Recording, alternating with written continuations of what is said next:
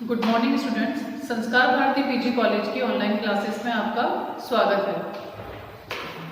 आज हम BA part first public administration के पेपर फर्स्ट लोक प्रशासन के तत्व में टॉपिक लोक सेवा में मनोबल के बारे में अध्ययन करेंगे। सबसे पहले हमें इस टॉपिक के जो मनोबल है इसके बारे में अध्ययन करने से पहले हमें जानना आवश्यक है कि मनोबल किसे कहते हैं। मनोबल प्रशासकीय जो संगठन होता है उसमें एक महत्वपूर्ण तत्व है। प्रशासन में काम करने वाले कर्मचारियों का मनोबल किस प्रकार का है, उच्च मनोबल है या निम्न मनोबल है। ये इसका जो मनोबल कर्मचारियों का जो मनोबल है उसके आधार पर संगठन की कार्यकुशलता निर्भर करती है। जैसे कि एल्डिवाइड कहते हैं कि मनोबल एक व्यक्ति या व्यक्ति समूह की अंतर्निहित संपत्ति है। कहने का अर्थ है कि एक संगठन में काम करने वाला जो कर्मचारी है, यदि उसका मनोबल उच्च स्तर का होगा, यदि संगठन की कार्यदशाएं अच्छी होंगी, कार्य की प्रकृति अच्छी होगी, तो उसका मनोबल सदैव उच्च रहेगा। उस मनोबल उच्च होने की वजह से वो उस संगठन के प्रति ईमानदार होगा। संगठन में जो कार्य करता है वो तो बड़ी लगन से कार्य करेगा, जिसकी वजह से उसके संगठन के उद्देश्य और लक्ष्य समय पर प्राप्त हो सकते हैं। तो मनोबल का जो फर्स्ट पॉइंट है वो है मनोबल को बनाए रखने के लिए आवश्यक तत्व। अब किसी भी संगठन में कर्मचारियों के मनोबल को बनाए रखने के लिए कौन कौन से तत्व महत्वपूर्ण हैं वो हम यहाँ पढ़ेंगे। सबसे पहला पॉइंट है पर्याप्त वेतन, पद की स्थिरता एवं सुरक्षा, अपने विभाग का प्रयोजन स्पष्ट, नीति निर्धारण में भागीदारी, कर्मचारियों में विश्वास, नेतृत्व का अवसर। तो ये 6 तत्व हैं जो कि कर्मचारियों के मनोबल को प्रभावित करते हैं। हम पहले पॉइंट की बात करें तो पहला जो पॉइंट है वो है पर्याप्त वेतन। किसी भी संगठन में कोई भी कर्मचारी जब कार्य करता है, यदि उसे अपने कार्य के अनुरूप समय समय पर वेतन मिलता है, उसमें वेतन में वृद्धि होती है, तो वह मन लगाकर के कार्य करता है। तो एक पर्याप्त वेतन जो है वो कर्मचारियों के मनोबल में सहायक होता है। दूसरा है पद की स्थिरता एवं सुरक्षा।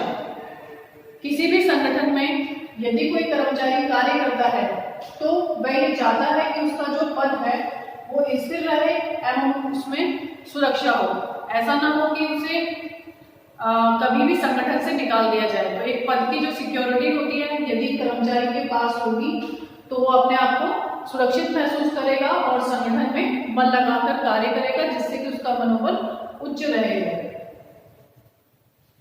तीसरा है अपने विभाग का प्रयोजन स्पष्ट होना। यदि एक कर्मचारी है उसमें अपने विभाग का प्रयोजन स्पष्ट होगा, अर्थात ये स्पष्ट होगा कि एक संगठन में उस कर्मचारी की क्या उपयोगिता है, उसमें क्या नीतियां बनाई जा रही हैं। यदि उसे इसका ज्ञान होगा तो उसका मनोबल हमेशा उच्च रहेगा। चौथा है नीति निर्धारण में भागीदारी। इसका अर्थ है कि जब अधिकारी हैं वो नीति निर्माण या नीति क्रियान्वयन का कार्य करते हैं तो उन्हें कर्मचारियों को भी साथ में लेकर कार्य करना चाहिए। अगर उसे ये ज्ञात होगा कि नीति निर्माण या नीति योजना में भी उसकी भागीदारी हो रही है तो वो अच्छे से मन लगाकर कार्य करेगा। तो ये एक आवश्यक तत्व है जो कि कर्मचारियों के मनोबल को बढ़ाता है। पांचवा पॉइंट है कर्मचारियों में विश्वास। कर्मचारियों में यदि विश्वास होगा, आत्मविश्वास होगा, उस विश्वास के साथ यदि वो कार्य करेगा तो संगठन जो है वो अपने लक्ष्य को प्राप्त करेगा। तो कर्मचारियों के मनोबल को बनाए रखने के लिए उनमें विश्वास होना आवश्यक है। 6 पॉइंट है नेतृत्व का अवसर। कहने का अर्थ है यदि कर्मचारियों को नेतृत्व करने का अवसर मिलता रहे संगठन में तो उसका मनोबल हमेशा उच्च रहेगा। जैसे संगठन में सभी लोग मिलकर कार्य करते हैं तो सभी कर्मचारियों को एक ऐसा अवसर मिलना चाहिए जिससे कि वो नेतृत्व कर सके, कार्य को आगे गाइड कर सके और लोगों को निर्देशित कर सके। तो ये नेतृत्व का अवसर मनोबल को बढ़ाएगा। अब हम बात करते हैं मनोबल विकसित करने के उपाय। अर्थात कर्मचारियों के मनोबल को, जो संगठन में काम करने वाले कर्मचारी हैं, उन्हें उनके मनोबल को विकसित किस प्रकार से किया जा सकता है, कौन कौन सी वो दशाएं होती हैं जिसके द्वारा कर्मचारियों के मनोबल को बढ़ाया जा सके। पहला जो उपाय है वो कर्मचारियों की उचित दशाएं हैं। कर्मचारियों की उचित दशाएं का अर्थ है कि एक संगठन में काम करने का वातावरण यदि अच्छा होगा, अच्छा मिलनसार वातावरण होगा, लड़ाई झगड़े नहीं होंगे, तनावपूर्ण वातावरण नहीं होगा, तो कर्मचारी अच्छे से कार्य करेगा। अर्थात संगठन की जो उचित दशाएं हैं वो कर्मचारियों को मनोबल को विकसित करती हैं। दूसरा है प्रेरणादायक नेतृत्व। कर्मचारियों को समय समय पर नेतृत्व मिलता रहना चाहिए। अधिकारियों के माध्यम से उन्हें समय समय पर गाइडेंस मिलती रहनी चाहिए। जिसके निर्देशन में वह कार्य कर रहा है उन्हें उनका मनोबल बढ़ाता रहना चाहिए, जिससे कि उनका मनोबल बढ़े। तीसरा है एक उच्च अधिकारी का अधीनस्थों के प्रति सहानुभूति दृष्टिकोण।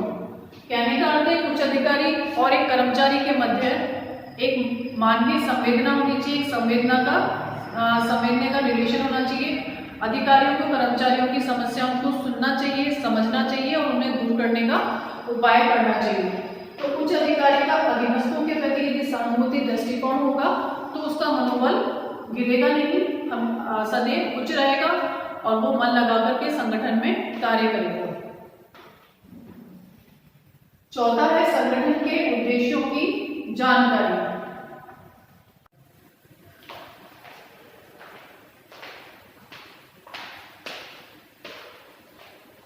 मनोबल विकसित करने के उपाय में चौथा पॉइंट है संगठन के उद्देश्य की जानकारी। किसी भी संगठन में कर्मचारियों के मनोबल को यदि विकसित करना है तो उसे संगठन के उद्देश्यों की जानकारी होनी चाहिए। कहने का अर्थ है कि संगठन का उद्देश्य यदि कर्मचारी को पता होगा तो वह मन लगा करके कार्य करेगा। मन लगा के कार्य करेगा तो संगठन अपने लक्ष्यों को आसानी से प्राप्त कर पाएगा। तो संगठन के उद्देश्य की जानकारी भी कर्मचारियों के मनोबल को विकसित करती है। पांचवें पॉइंट की बात करें तो पांचवा पॉइंट है देश प्रेम का राष्ट्र भक्ति का विकास। देशप्रेम व राष्ट्रभक्ति का विकास। एक कर्मचारी में जो संगठन में काम कर रहा है उसमें देश प्रेम और राष्ट्रभक्ति के गुणों का समावेश होना चाहिए। कहने का अर्थ है यदि उसमें देश प्रेम एवं राष्ट्रभक्ति होगी तो बड़े ईमानदारी से वो संगठन के लिए कार्य करेगा। संगठन के कार्य करने के साथ साथ वो जनता के हित के लिए भी कार्य करेगा, जिससे कि उसका मनोबल विकसित होगा। 6 पॉइंट है कर्मचारियों की गरिमापूर्ण स्थिति। कर्मचारियों को यदि सम्मान पूर्वक एक संगठन में काम करने दिया जाता है तो उनके मनोबल हमेशा उच्च रहता है। तो कर्मचारियों की गरिमापूर्ण स्थिति भी मनोबल को विकसित करने में महत्वपूर्ण योगदान देती है। 7 पॉइंट है लोक सेवकों के प्रति जनता की सद्भावना। लोक सेवकों के प्रति जनता की सद्भावना का अर्थ होता है कि लोक सेवक जो होते हैं वो हमेशा जनता के हित के लिए कार्य करते हैं। तो ऐसा नहीं है कि जनता को या जनता के जो लोग हैं उन्हें हमेशा लोक सेवकों के कार्य को क्रिटिसाइज नहीं करना चाहिए, उन्हें हमेशा मोटिवेट भी करना चाहिए। तो जनता को लोक सेवकों के द्वारा जो किया गया कार्य है उनको हमेशा मोटिवेट करना चाहिए, उन्हें हमेशा क्रिटिसाइज नहीं करना चाहिए, उनकी आलोचना नहीं करनी चाहिए। 8 पॉइंट है पुरस्कारों की व्यवस्था। जब एक लोक सेवक या एक कर्मचारी कार्य करता है, मन लगा करके कार्य करता है तो संगठन अपने उद्देश्यों को प्राप्त करता है। तो कर्मचारियों के मोटिवेशन को बढ़ाने के लिए, कर्मचारियों के मनोबल को विकसित करने के लिए संगठन में उनके लिए पुरस्कारों की व्यवस्था करनी चाहिए। उन्हें समय समय पर प्रशंसनीय पत्र एवं पुरस्कार के माध्यम से उनका मोटिवेशन, उनका मनोबल बढ़ाना चाहिए। 9वां पॉइंट है कार्य के महत्वपूर्ण एवं मूल्यवान होने की अनुभूति। कर्मचारी जब संगठन में कार्य करता है तो उसे ये ज्ञात होना चाहिए कि ये कार्य संगठन के लिए कितना आवश्यक है, कितना महत्वपूर्ण है। यदि उसे इसका ज्ञान होगा तो वो अच्छे से ईमानदारी पूर्वक कार्य करेगा, समय पर कार्य करेगा, जिससे कि संगठन अपने उद्देश्यों को प्राप्त करेगा। तो ये 9 पॉइंट है जो कि मनोबल को विकसित करने में महत्वपूर्ण भागीदारी निभाते हैं, जिसमें कर्मचारियों की उचित दशाएं, प्रेरणादायक नेतृत्व, उच्च अधिकारी का अधीनस्थों के प्रति सहानुभूति दृष्टिकोण, संगठन के उद्देश्य की जानकारी, देश प्रेम व राष्ट्रभक्ति का विकास, कर्मचारियों की गरिमापूर्ण स्थिति, लोक सेवकों के प्रति जनता की सद्भावना, पुरस्कारों की व्यवस्था, कार्य के महत्वपूर्ण एवं मूल्यवान होने की अनुभूति। तो ये 9 पॉइंट हैं जो कि कर्मचारियों के मनोबल को विकसित करते हैं। तो यदि संक्षेप में बात करें तो एक कर्मचारियों के मनोबल को उस संगठन में काम करने की, कार्य करने की दशाएं, करने की प्रकृति और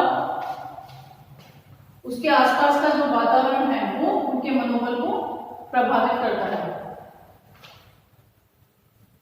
अब हम बात करेंगे मनोबल के परिणाम।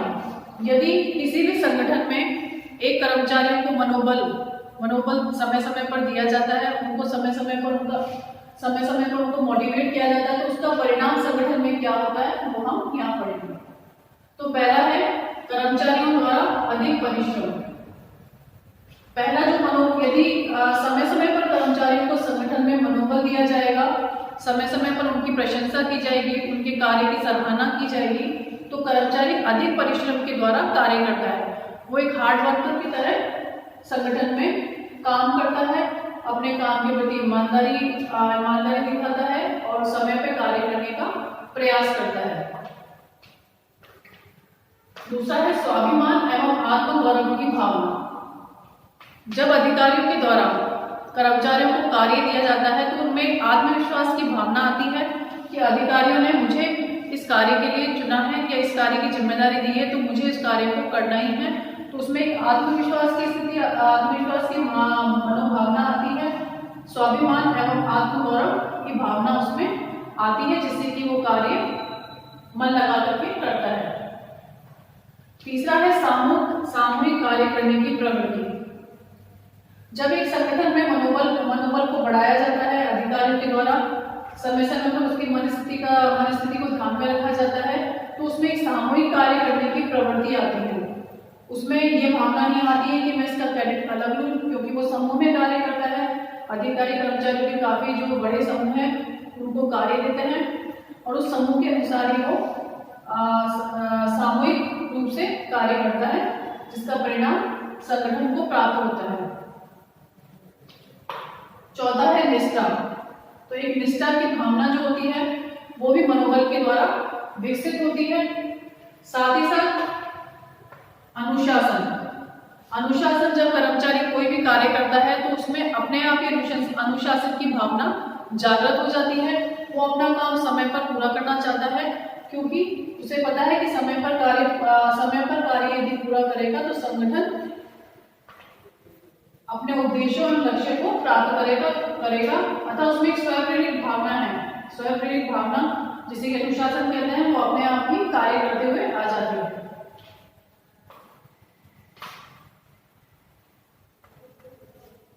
कर्मचारियों का उल्लास। इस पॉइंट है कर्मचारियों का उल्लास। जब एक संगठन में काम करते हैं कर्मचारी और उन्हें समय समय पर उनका मनोबल बढ़ता जाता है, तो वे एक उल्लास की भावना से कार्य करते हैं, जिससे कि संगठन अपना लक्ष्य प्राप्त करता है। 7 पॉइंट है व्यक्ति ऊर्जा का अधिकतम उपयोग। जब मनोबल एक संगठन में व्याप्त होता है तो व्यक्ति में एक ऊर्जा का संचार होता है, एक पॉजिटिव एनर्जी का उसमें समावेश होता है, जिससे कि वो अपना कार्य करता है। तो मनोबल के द्वारा कर्मचारी अधिक परिश्रम करते हैं, उनमें स्वाभिमान एवं आत्मगौरव की भावना आती है, सामूहिक कार्य करने की प्रवृत्ति बढ़ती है, निष्ठा एवं अनुशासन बढ़ता है, कर्मचारियों में उल्लास की भावना आती है और जो व्यक्ति है वो अधिकतम ऊर्जा का प्रयोग करता है। तो ये हमारा जो मनोबल का टॉपिक है ये पूरा हो गया। अब मैं आपको प्रश्न के बारे में बताऊंगी।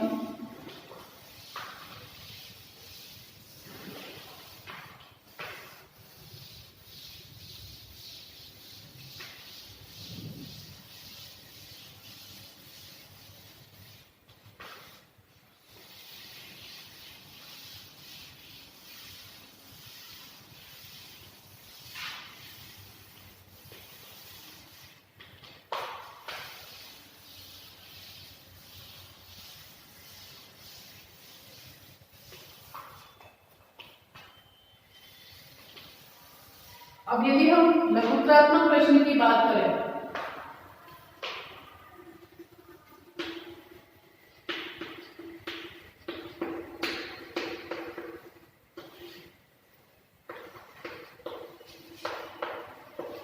तो लघुत्रात्मक प्रश्न में मनोबल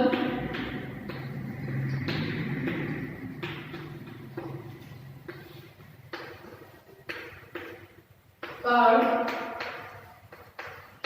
स्पष्ट कीजिए।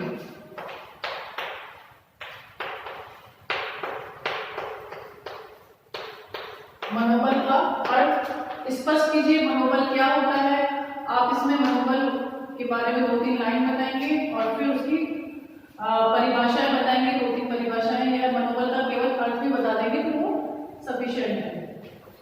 दूसरा जो प्रश्न है लघुत्रात्मक में, मनोबल को प्रभावित करने वाले तत्व बताइए।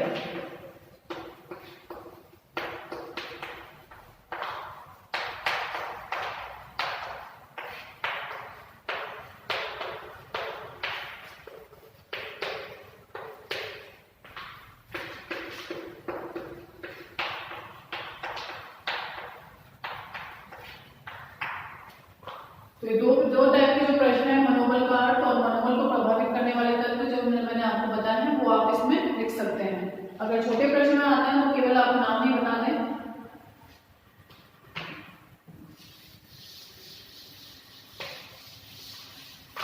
अब हम निबंधात्मक प्रश्न की बात करें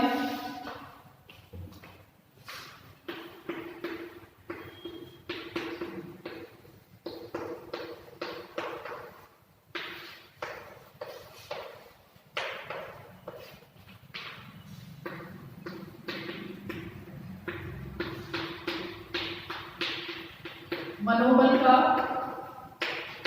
अर्थ स्पष्ट कीजिए।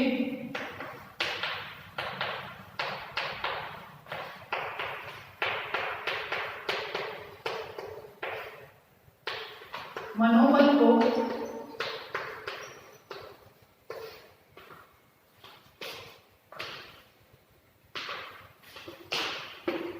प्रभावित करने वाले तत्व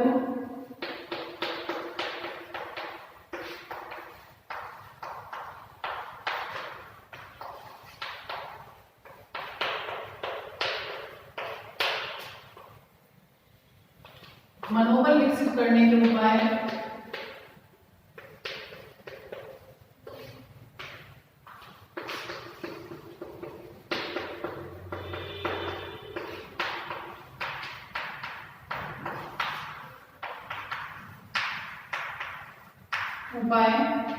एवं संगठन में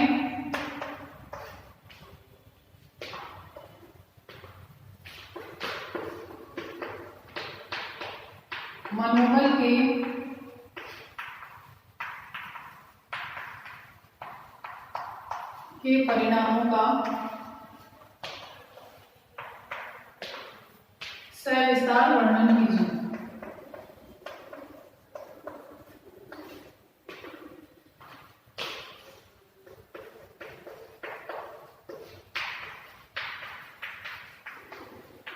तो ये जो प्रश्न है, मनोबल का अर्थ स्पष्ट कीजिए, मनोबल को प्रभावित करने वाले तत्व, मनोबल को विकसित करने के उपाय एवं संगठन में मनोबल के परिणामों का सविस्तार वर्णन कीजिए, जो कि हम पढ़ चुके हैं। तो इस प्रकार से आपका निबंधात्मक प्रश्न बन सकता है।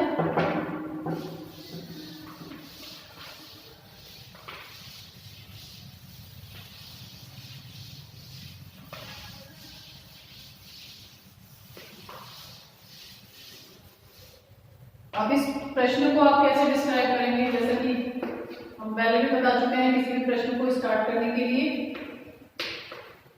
उसकी भूमिका में आप मनोबल एक संगठन के लिए क्यों आवश्यक है? जैसा कि मैंने बताया कि कोई भी संगठन है वो कार्यकुशलता से तभी कार्य कर सकता है जबकि उस संगठन के कर्मचारियों का मनोबल उच्च होगा। तो वो 2-3 लाइन्स आपको इसमें देनी है। उसके साथ साथ ही सेकंड जो आपने भूमिका देने के बाद मनोबल का अर्थ,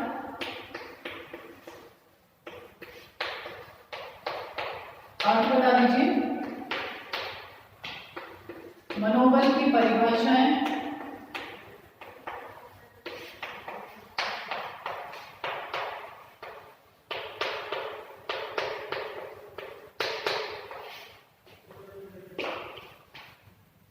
मनोबल की परिभाषाओं में आप 2-3 जो डेफिनेशन है, 2-3 जो भी डेफिनेशन है या 3-4 जो भी डेफिनेशन है जिसमें आपको याद हो 3 डेफिनेशन मिनिमम होनी चाहिए, वो आप इसमें बता दें। अर्थ बताने के बाद परिभाषाएं बता दें आप। फिर मनोबल को प्रभावित करने वाले तत्व,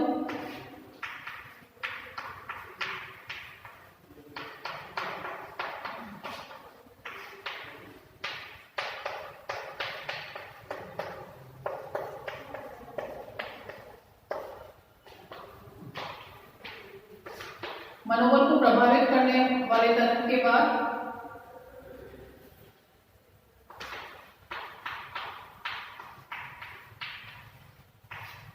मनोबल को विकसित करने के उपाय,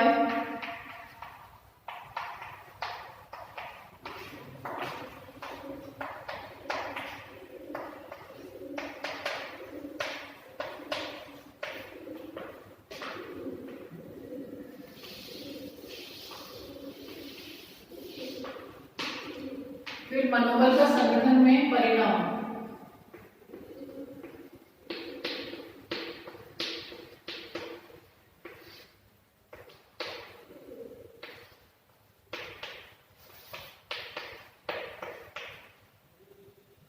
संगठन में मनोबल का परिणाम।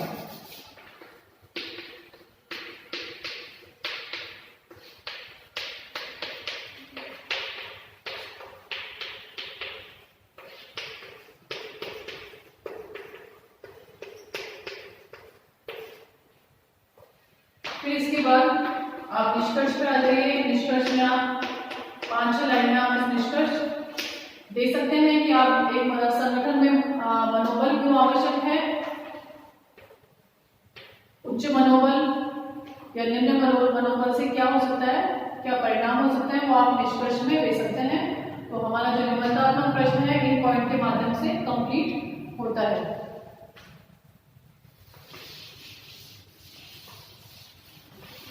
और ये आपको ऐसे ही डिस्क्राइब करना है, आपको लिखना भी है और चार्ट के माध्यम से मनोबल को विकसित करने की तत्व भी हम पढ़ेंगे।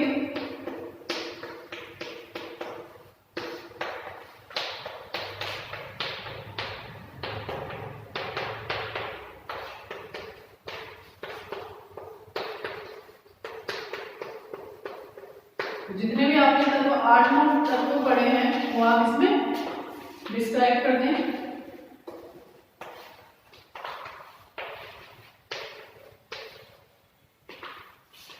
One number 2, 3, 4। तो मैंने जो आपको पॉइंट्स लिखाए हैं वो आप इसे इस माध्यम से भी बता सकते हैं। आपको डिस्क्राइब भी करना है जैसा कि मैंने आपको समझाया, उसको आपको लिखना भी है और साथ ही साथ में आपको चार्ट भी बनाना है।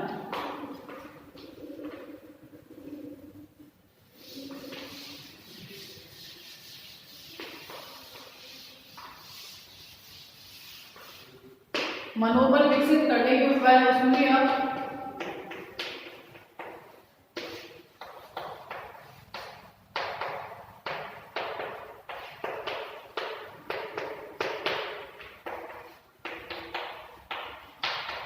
इसको आप किसी और तरीके से बता सकते हैं जैसे कि आपने बताया है।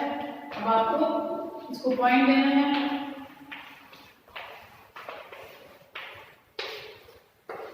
ये आपको इस माध्यम से बता देना है। आप यहाँ पे अपना पॉइंट जो भी आपके 6-7-8 पॉइंट बताए हैं वो आप ना लिख दें, यहाँ पे भी लिख सकते हैं।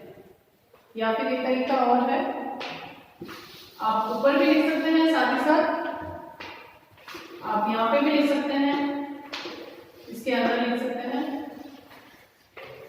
इस तरीके से आप इसको डिस्क्राइब कर सकते हैं।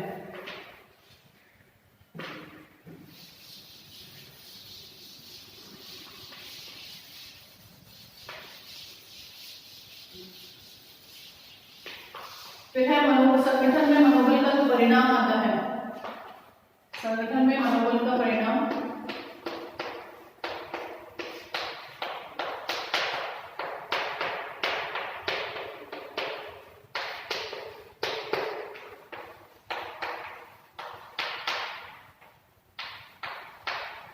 तो आप इससे भी अगर चाहें, जैसा भी आप चाहें, अलग अलग तरीके से आप बता सकते हैं। आप इसे इसी तरीके से डिस्क्राइब कर दें, या आप फ्लोर डायग्राम जो मैंने आपको बताया आप उसके अंदर भी लिख सकते हैं। तो इस तरीके से आप अपने प्रश्न को बता सकते हैं।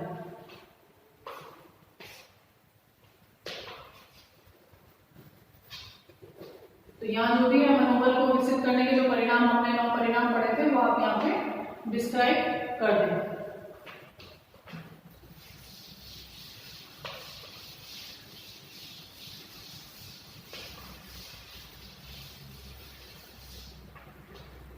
तो हमारा ये मनोबल का जो टॉपिक है वो खत्म होता है। अगले जो क्लास होगी उसमें हम नेक्स्ट टॉपिक पढ़ेंगे। धन्यवाद।